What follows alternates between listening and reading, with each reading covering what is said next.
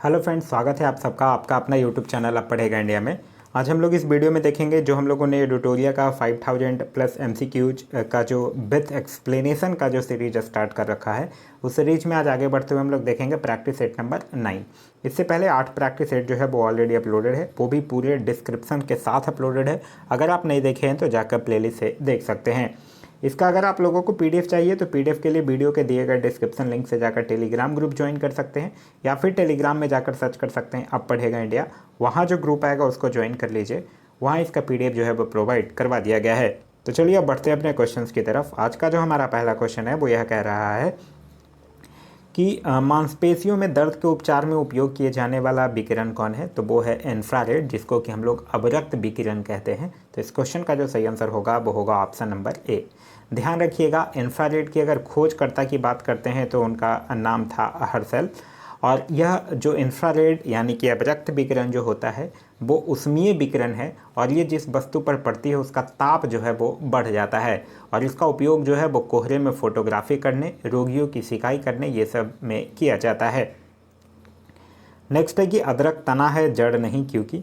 तो अदरक तना है, ये तो आप लोगों को पता ही होगा, ये जड़ नहीं है क्योंकि इसमें नोड और इंटर नोड होते हैं। तो इस क्वेश्चन का जो सही आंसर होगा वो होगा ऑप्शन नंबर बी। नेक्स्ट है हमारा कि बोरियबम कूनो वन्यजीव अभयारण्य किस राज्य में स्थित है। देखिए, कूनो वन्यजीव अभयारण्य अभी बहुत ज़्यादा फेमस था क्योंकि नामीबिया से जो आया है चीता, वो यहीं रखा गया है कूनो वन्यजीव अभयारण्य में ही। और ये कहाँ स्थित है? मध्य प्रदेश में स्थित है। तो इस क्वेश्चन का सही आंसर होगा वो होगा option number A, Madhya Pradesh. Next है कि राष्ट्रपति के द्वारा राष्ट्रीय आपात की उद्घोषणा संसद के दोनों सदनों द्वारा कितने माह के भीतर अनुमोदित होना जो है वो आवश्यक है। पहले तो यही याद रखिए, राष्ट्रीय आपात जो होता है वो अनुच्छेद 352 में वर्णित है, और यह जो है वो 1 माह के भीतर अनुमोदित होना आवश्यक है। तो इस क्वेश्चन का सही आंसर होगा वो होगा ऑप्शन नंबर ए, 1 माह। याद रखिएगा, राष्ट्रपति के द्वारा की गई आपात की जो घोषणा है वो 1 माह तक प्रवर्तन में रहती है, और यदि इस दौरान इसे संसद के 2/3 बहुमत से अनुमोदित करवा लिया जाता है तो वह 6 माह तक प्रवर्तन में रहती है, और संसद इसे पुनः एक बार में 6 महीने तक बढ़ा सकती है। नेक्स्ट है कि भारत में राष्ट्रीय आय का आकलन सर्वप्रथम किस वैज्ञानिक के द्वारा किया गया था। तो राष्ट्रीय आय का आकलन जो है वो सर्वप्रथम किसके द्वारा किया गया था? R.B.K. राव। यहाँ देखिए किस वैज्ञानिक के द्वारा पूछ रहा है, ध्यान रखिएगा, कन्फ्यूजन नहीं होना चाहिए। तो वो थे R.B.K. राव, जिनका नाम था B.K. राव, यानी कि विजेंद्र कस्तूरी रंगा बरदराज राव नाम उनका था। क्लियर है? चलिए नेक्स्ट क्वेश्चन है question number 6। World economic outlook report निम्न में से किस संस्था के द्वारा प्रकाशित किया जाता है। तो वर्ल्ड इकोनॉमिक आउटलुक रिपोर्ट जो है वो IMF यानी इंटरनेशनल मॉनेटरी फंड, अंतर्राष्ट्रीय मुद्रा कोष के द्वारा जारी किया जाता है। अंतर्राष्ट्रीय मुद्रा कोष की अगर बात करते हैं तो इसका हेडक्वार्टर जो है वो वाशिंगटन DC में है, और इनके जो MD हैं, मैनेजिंग डायरेक्टर हैं, उनका नाम है क्रिस्टलिनिया जॉर्जिएवा। नेक्स्ट है कि जल का अधिकतम घनत्व कितना होता है। तो वो 4 डिग्री सेल्सियस यानी 273 और प्लस में 4 यानी 277 केल्विन। तो इस क्वेश्चन का सही आंसर होगा वो होगा ऑप्शन नंबर बी। नेक्स्ट है कि सूची 1 और सूची 2 को सुमेलित करना है। एक साइड एसिड्स के नाम दिए गए हैं और दूसरी साइड वो जिसमें पाया जाता है। लैक्टिक अम्ल की अगर बात करते हैं तो लैक्टिक अम्ल जो है वो दूध में पाया जाता है। एसेटिक अम्ल जो है वो सिरका में पाया जाता है, एसेटिक एसिड, जिसका फार्मूला होता है CH3COOH।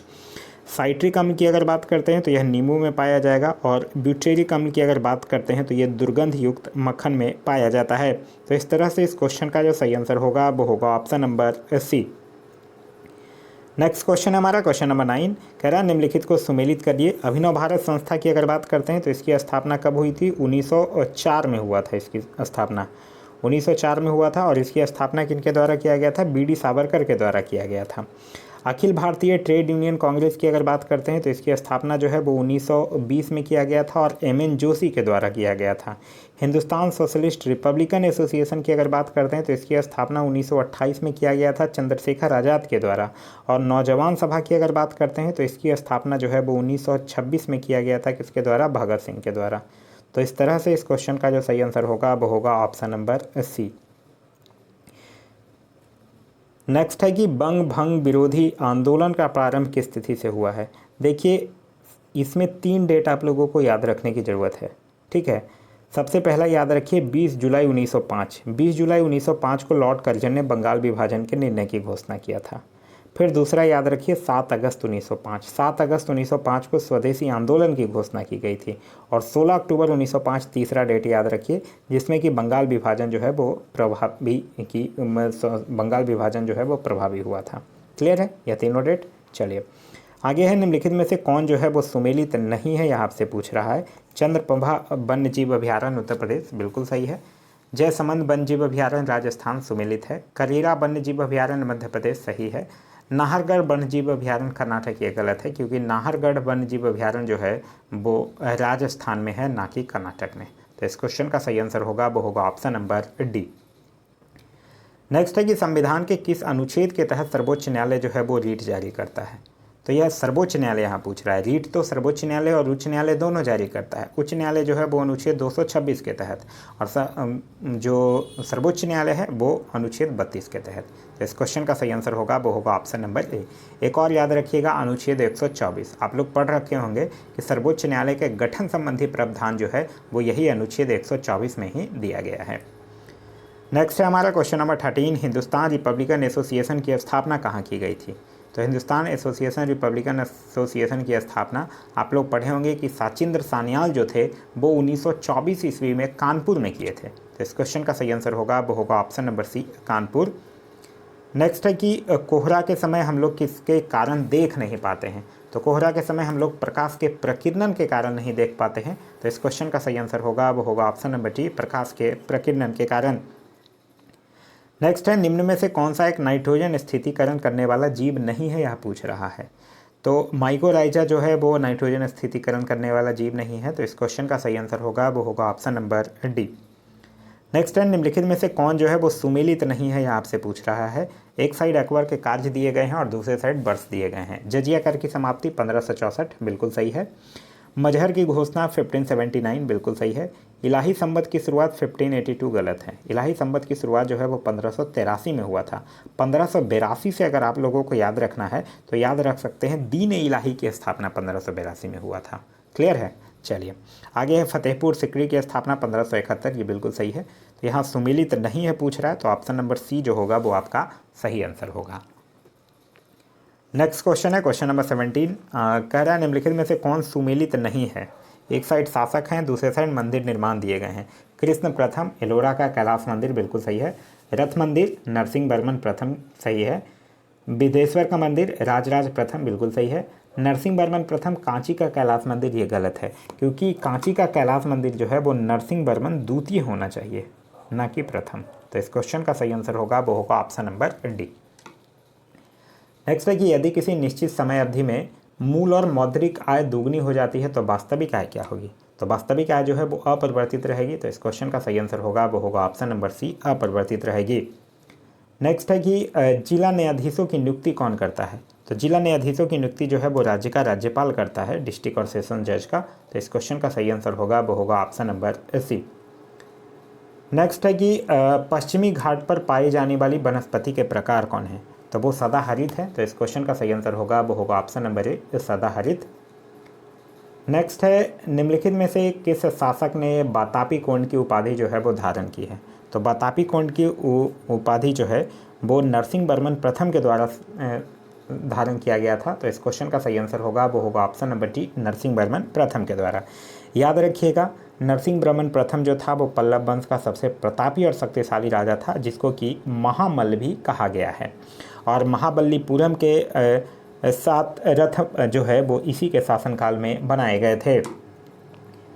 1857 के क्रांति के ठीक बाद कौन सा विद्रोह हुआ था। तो 1857 के क्रांति के ठीक बाद हुआ था नील विद्रोह, जिसको कि नेतृत्वकर्ता जो इसके थे वो थे तिरुत सिंह।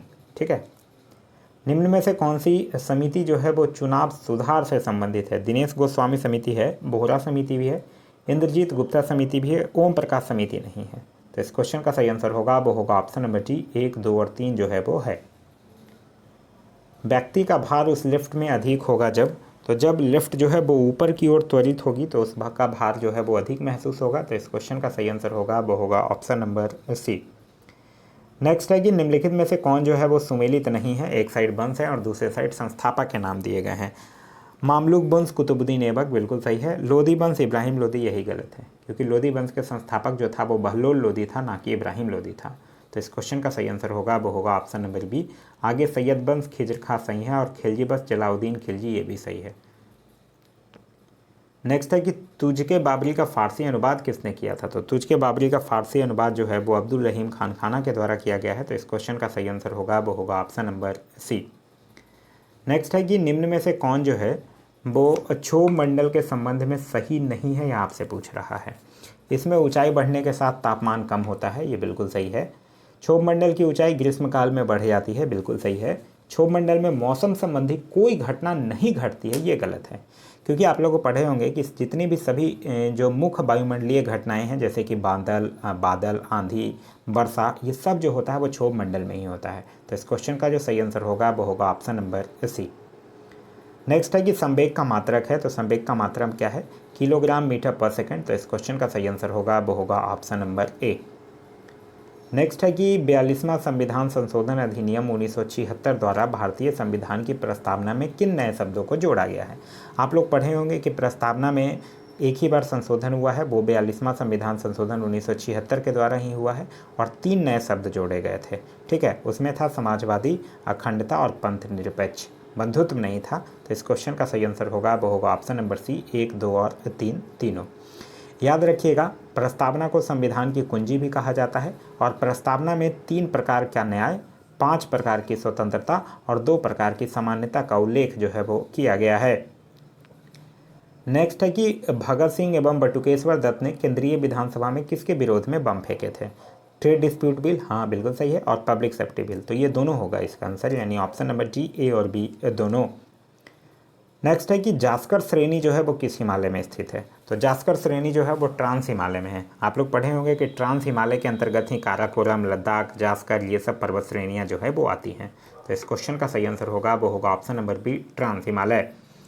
नेक्स्ट है कि दहसाला बंदोबस्त निम्न में से किसके दिमाग के उपज थी। तो दहसाला बंदोबस्त जो था वो अकबर का दीवान राजा टोडरमल जो था वो 1580 ईस्वी में 10 साल बंदोबस्त व्यवस्था जो है वो लागू किया था। तो इस क्वेश्चन का जो सही आंसर होगा वो होगा ऑप्शन नंबर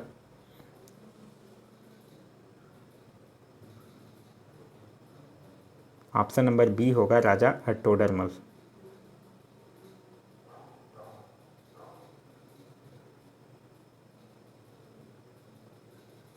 क्लियर है, चलिए नेक्स्ट क्वेश्चन है क्वेश्चन नंबर 33। कह रहा है दचिग्राम राष्ट्रीय उद्यान निम्नलिखित में से किस वन्य जीव के लिए प्रसिद्ध है। तो दचिग्राम राष्ट्रीय उद्यान जो है वो हंगुल के लिए प्रसिद्ध है, और ये स्थित कहाँ है, ये स्थित है जम्मू एंड कश्मीर में। क्लियर है। नेक्स्ट क्वेश्चन है कि सभी प्रकार की सरकारी आय तथा व्यय निम्नलिखित में से किस में जाते हैं।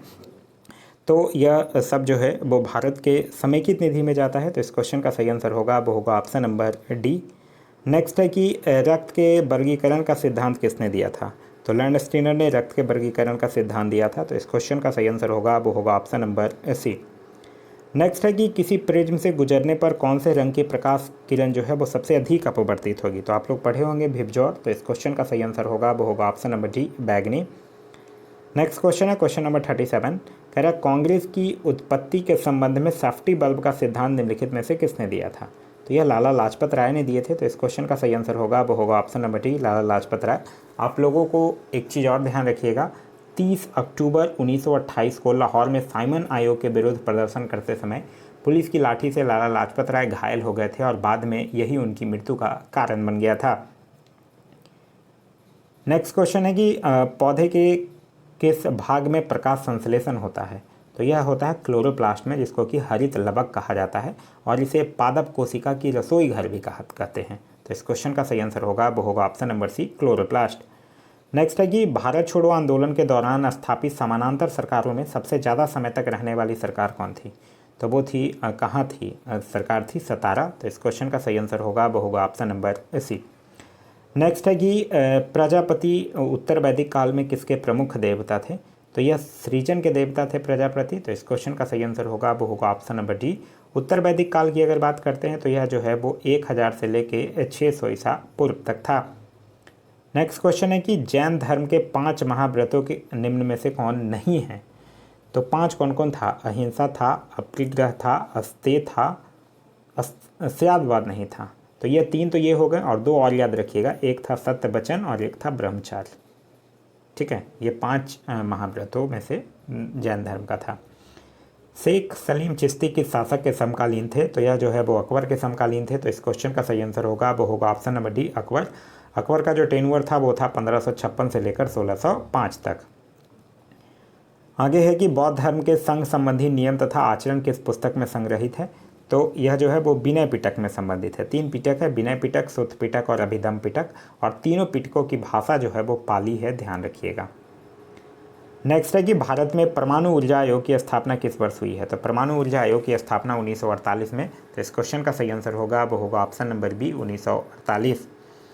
नेक्स्ट है कि निम्नलिखित में से तट से कितनी दूरी को प्रादेशिक जल के रूप में जाना जाता है? तो तट से 12 समुद्री मील की दूरी को। तो इस क्वेश्चन का सही आंसर होगा वो होगा ऑप्शन नंबर सी। वीरभूमि जो है वो किसका समाधि स्थल है? तो वीरभूमि जो है वो राजीव गांधी की समाधि स्थल है। तो इस क्वेश्चन का सही आंसर है ऑप्शन नंबर ए। आगे है, निम्न में से कौन सी श्रृंखला जो है वो द्वितीयक रंगों की है? पिकॉक, पीला, नीला, मैजेंडा, यही द्वितीय रंगों की श्रृंखला है, द्वितीयक रंगों की। तो इस क्वेश्चन का सही आंसर होगा वो होगा option number B. Next question है क्वेश्चन नंबर 48, कह रहा है निम्न में से कौन जो है वो कैथोड किरण का गुण नहीं है? कैथोड किरणें अदृश्य होती हैं, बिल्कुल सही है। या फोटोग्राफिक प्लेट को प्रभावित करती है, बिल्कुल सही है। इसकी वेधन क्षमता उच्च होती है, यही गलत है। तो इस क्वेश्चन का सही आंसर होगा वो होगा ऑप्शन नंबर सी। नेक्स्ट है कि राष्ट्रीय आपात की उद्घोषणा राष्ट्रपति कर सकता है। तो राष्ट्रपति जो है वो मंत्रिमंडल के लिखित सलाह पर कर सकता है। तो इस क्वेश्चन का सही आंसर होगा वो होगा ऑप्शन नंबर डी।